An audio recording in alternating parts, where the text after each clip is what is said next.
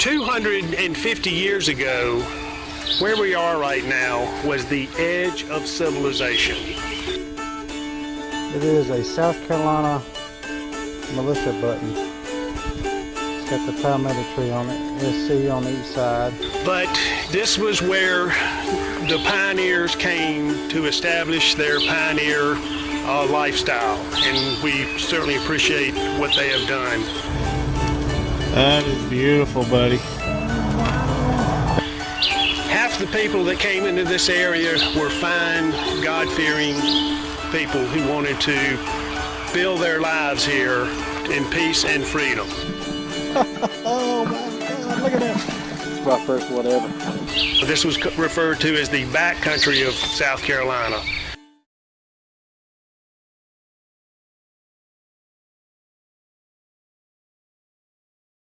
So 2019 was a very interesting year indeed. We started the year out on a Friday. It was the first hunt that I was able to get out with Mike Noble, my dad, Chester, and Tracy. And we went back to the Colonial Woods on side A, which is what we call it. My first gooder for the year was this button that you see here. Had a lot of gold gilt on it, early 1820s basket weave pattern, flat button. And that is how my year started. Just opened up a hole about 6 inches down. Popped up this clod here. It looks like we got a button in there. Let's extract her out of there. Yeah, shank and everything. I knew hunting this little hillside was gonna pay off. We have never hit this with the Equinox before. Sweet. It was a sweet find indeed, and with a little help from Mike Noble, we did a little cleanup job in the field, and you can see exactly how much gold gilt was left on the back of this button. Look at that, guys. Gold gilt for days. Now here's the front. Well, here's the front. And you can tell there's some under there too. It's just going to need some good cleaning, some gentle cleaning. It's a rigid pattern on there. But look at that. That's beautiful. It's got a little seam in it. That's the best one I ever pulled. So on the very next day, we went on another group hunt. Same group of guys, except for this time we added Bill Thompson and Rick Otto to the group. We went to meet with Mr. Rick up in the mill town where we've hunted on many occasions. We were going to an old house location that Rick and I have hunted in the past. But when we got there, to our surprise, the house was missing. Oh guys, we're at a new location today.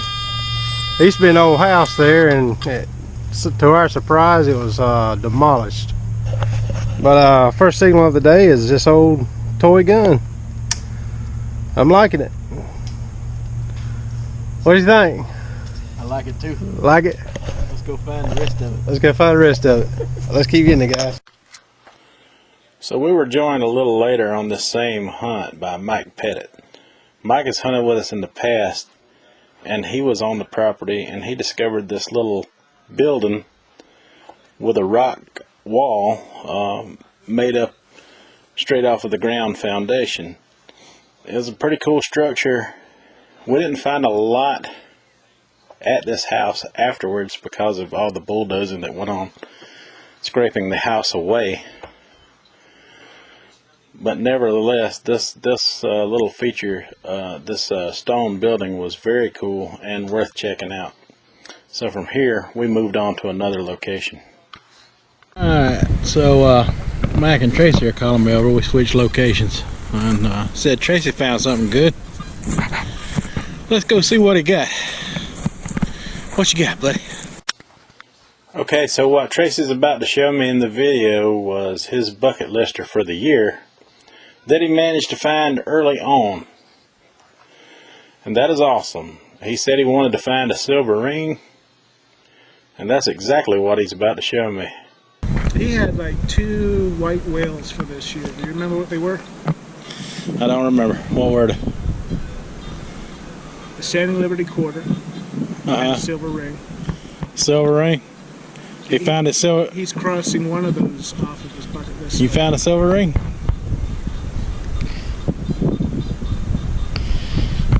Oh, dude. You sure did. Wow. Man, that's pretty. So 1 month later, we went on another group hunt. And I was having the hunt of my life. I was finding lots of cool things. Like this button with the star in the middle and the stars surrounding it that you see in this picture. It is an early 1800s button with writing on the back. This old toe tap from the 1800s also, I'm assuming, that was used for protection on people's shoes back in those times. Then there was this 1700s flat button with a broken shank on the back. Very crucial to the era of what we are searching for. Then I found a piece of a pewter spoon, but only the end, the very tip end of the spoon. It was a weak mid-tone signal, and it was a very brittle piece of metal. Turns out it's made of pewter, and that also indicates 1700s, and all of those were great finds, but nothing could prepare me for what we discovered next. Now I won't tell you right here the entire history behind this mill, because it deserves a story all to itself. Some of that story's already been told by me and Mike on his channel. If you want to go check it out, I'll leave a link in the description down below to the documentary that he and I put together for this mill. This mill was the entire reason that I formed the Backcountry Diggers. We were out looking for this mill for the past 3 years. And we had no idea on this day that we were going to stumble across it. It was the find of a lifetime for me, and more important than any metal that could have been found that day, or any day prior to this day. There is really something to say about running up on an old colonial site like this unexpectedly. Not knowing that it's there and laying eyes on it for the first time is a sight to behold. Knowing that this structure existed for 200 years and this much of it was left. Even though a lot of it lies in ruin, it is still visible to the eye of what it would have looked like back in those times. We were all very happy and excited to find this location finally after searching for so long. Now, Mike wasn't able to be with us that day. I did video message him, and he was very, very disappointed that he missed out on that. But it wasn't long, a few days later, that he decided to come out and check it out for himself. Now, we were lucky this day because most of the time the interior walls are flooded as water comes up into the area a lot. So by the time he got there, this corner that you're looking at now was completely filled with water. So we brought the historians out there and we began to put together the puzzle of this mill. Finally, we can lay it to rest. So a couple of days later, we headed off to Side A. Me and Tracy, my dad, and Chester. And Tracy found what I consider the find of the year for 2019. So let's take a look at it. Alright, so we're out here by the river, which is flooded. There's this old mysterious hole that we've hunted around and found things in the past. Well, Messing around to get into today, and Tracy pulled out something interesting.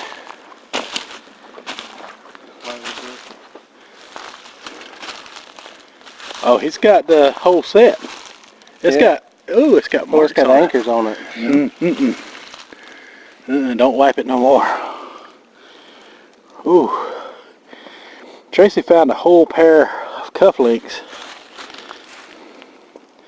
and they got anchors on them. This is military, buddy.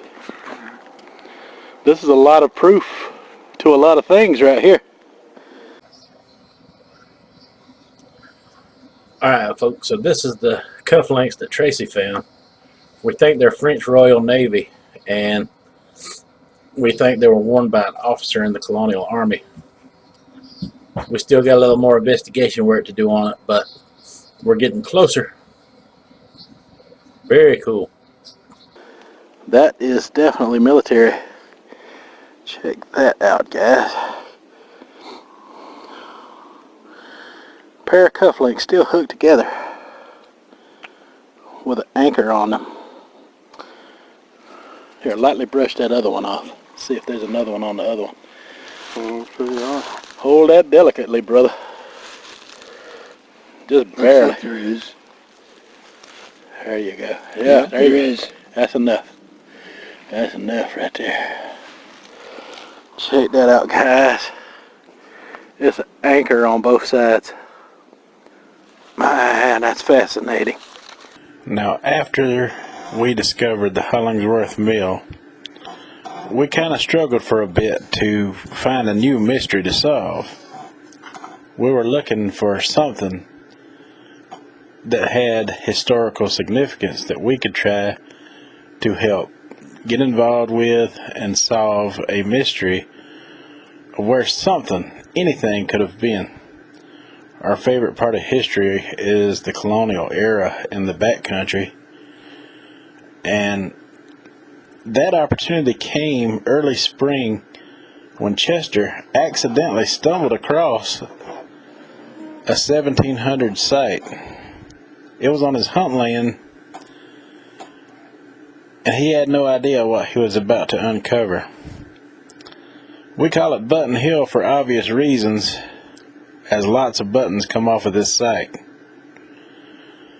And we have all found our share there, but Chester has found the most amazing buttons of us all, and a lot of cool relics. So let's check out some of that. What's up, guys? So I'm out in the woods today by myself. I'm actually at my hunting land, and I came across this. See that pile of bricks? And there's some foundation stones right there. So I came out and hit it. I came across this signal. It's a Mercury dime. Nice, first silver coin of the year. Sweet. I knew I'd find this old house site. I just had to take a little looking around. Oh my gosh, guys. So I was digging and found this Coke bottle right beside this cedar tree. And I just pulled out this disc. Can y'all see it? Oh my goodness. Oh man. Well. Oh my goodness, look at that. Holy cow. Holy cow. Oh man, that's a hat pin. That is unbelievable, guys. Oh my goodness. I'm shaking. Holy cow. Oh man, this is a good sight. I'm liking it. Liking it. Now I know what you're thinking. None of that really screams colonial or 200-year-old history. But that was the first couple of finds discovered on the site. Now from there, it really takes off into the 17 and 1800s finds. Take a look at these. What's up, guys? So I'm back out here today and I just pulled this out and I was thinking it was a coin, but if I look on the back I can barely see. I'm thinking where a shank was. It's just slick, so I'm going to have to clean it up and see what it is, but I do believe it's a flat button. Alright folks, so I'm out here in this old pasture my friend Chester got his permission on. Just dug down a few inches and I come out with this old flat button here.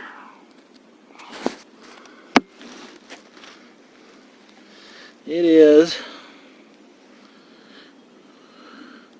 a little on the convex shape, broken shank, just a plain button. Yep, looks like I got me a little flat button here. Shank broke on it, but I'll take it. I don't know what that is, or was. I ain't got nothing on it. It's definitely old, maybe horse tack or leather material. Button Hill just has way too many buttons and relics to put into a end of the year wrap up video, but I will include two more. One being Chester's white whale for the year. Let's check out these two finds. Oh my goodness, guys, I just got a coin. Oh my gosh, I can see stars on it. Holy cow. Hey guys, so I'm standing here with Tracy. He had to come over here and give me some water. I didn't have any. Check it out. It is a 1822 large cent. Holy cow, that was my bucket list for this year. Oh my gosh, first one I ever found. Oh my goodness. Unbelievable, it's in beautiful shape. It just needs some more cleaning. You can still read the Liberty right there. Holy cow. Gosh, guys, I think I just found a grape shot. Now, as it turns out, Chester's so-called grape shot that you're looking at in this video is, in fact, the exact weight and measurements of a swivel gun cannonball. A swivel gun was a small mounted cannon mostly used on ships and boats and that sort of thing, but they were also mounted on wooden stumps or posts, and also used within some of the battles that occurred here in the backcountry. I have read up on it myself personally, and we think, and we're pretty sure that that's what that is, a swivel gun cannonball. So next up we have Lucky Gene. Now I don't even know where to begin on what he found. Now, if I had to pick just one, there would be no way I could pick only one. So here's a throwback to some Lucky Gene finds. He had an unbelievable year. Dad sees shiny in this hole and he called me over. Look at that. Oh.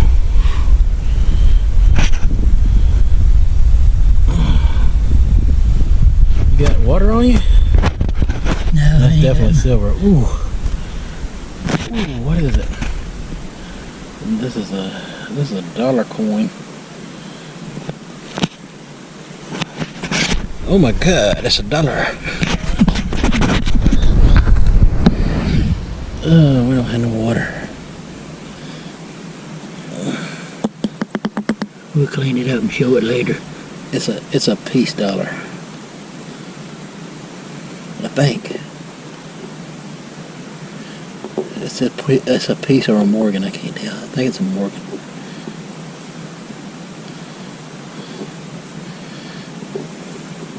It's a Morgan. It's older than a piece. This is a Morgan Morgan silver. Can you see a date? Hell, there's a Silver date dollar. on it right there. Yeah, man, it's in good shape. What date is it? 1888. On this old road bed, he dug down here and he found an old shotgun head stamp, which we put in our pouch. It was a 100-year-old star shape, but he was getting a high tone, and he pulled out this coin right here. He don't even know what he's got. It looks like a tram. Now, I have a hard time explaining the condition of this coin. There's no silver content in this coin. Obviously, I did not know what Dad had either when he found this. Turns out this is a 3-cent nickel, and it rings up like crap on the Equinox and other detectors. It fell a +9 on the Equinox 800 when I swung over this coin. I have since seen other diggers dig the same coin, and they always come out rusty and brown. This one appears to be in immaculate shape. The only explanation I have for that is we're inside of an old road bed where we were hunting that day, and the soil was very sandy. So between the sand and also the paper shell head stamp that was in there with it, I don't know. I'm just grasping at straws here, but this was the most impressive coin that I ever witnessed come out of the ground, considering its condition. Well, I'm back out here at the air base by myself right now. I've dug a couple of pennies out on the roadside there, but I believe I got me a gooder right here. I'll let you look down this hole and see it. Don't know if you can see that right down there in that hole, but right there, looks like I got something. I'm gonna flip her right there right easy. Ooh, I think I got me a $50.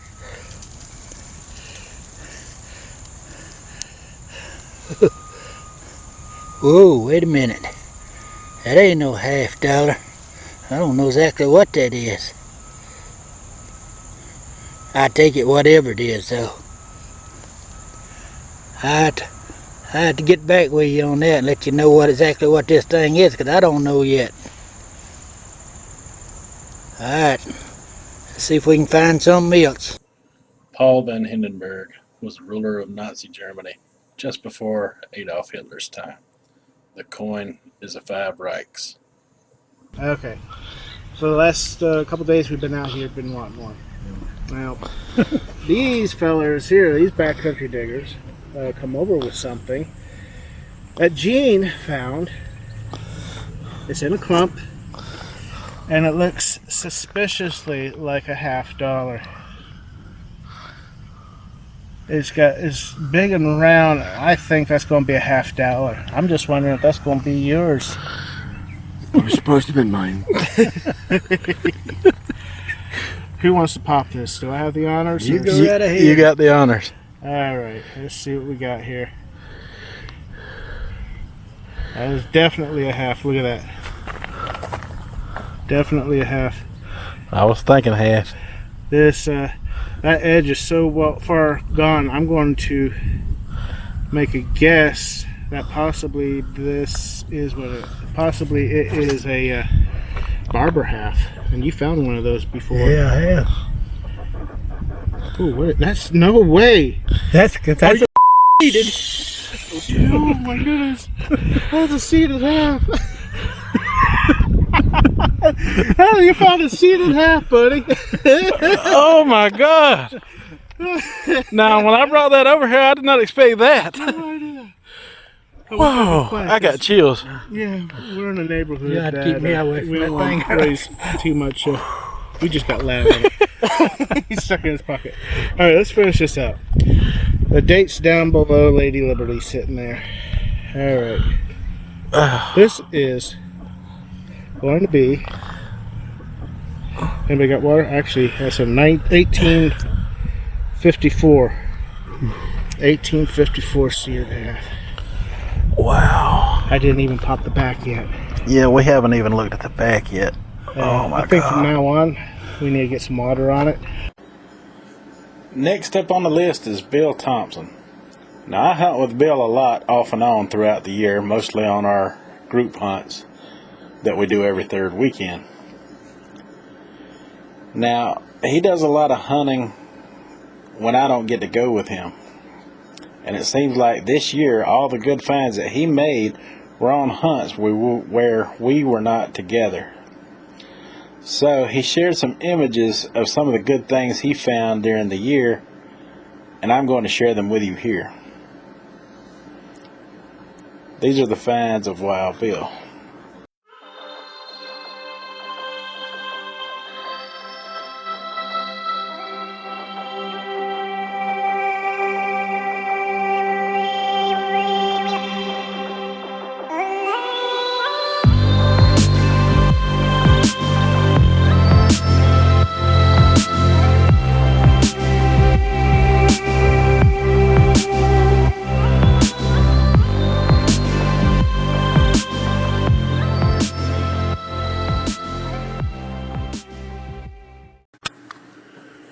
Last but not least, we have Mike Noble.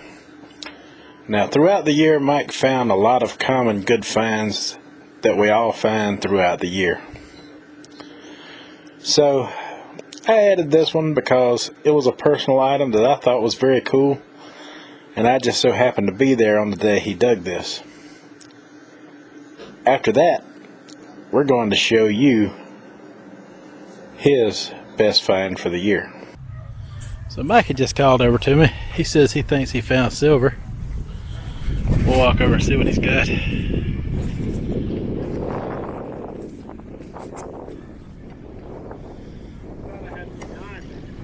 You don't have your dime? I don't have me a dime. It's silver, right? It is silver. Oh, that is cool. That is very cool. 925's on the back.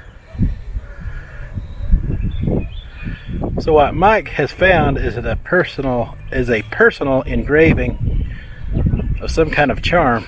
He says 925 on the back. Love, friendship, happiness, it says. Yep. And hearts around there. And sure enough, Yep. there's the 925 on the back. I was wondering. I thought it was a dime when I first saw it. It didn't ring up like a dime. That was a 23 signal right there. That's a cool piece, buddy. Yep. Congratulations. I'm happy with that. I would be too.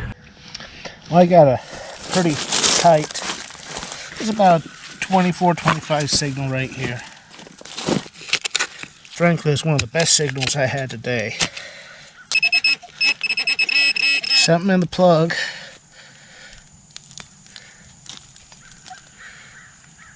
That is a hook.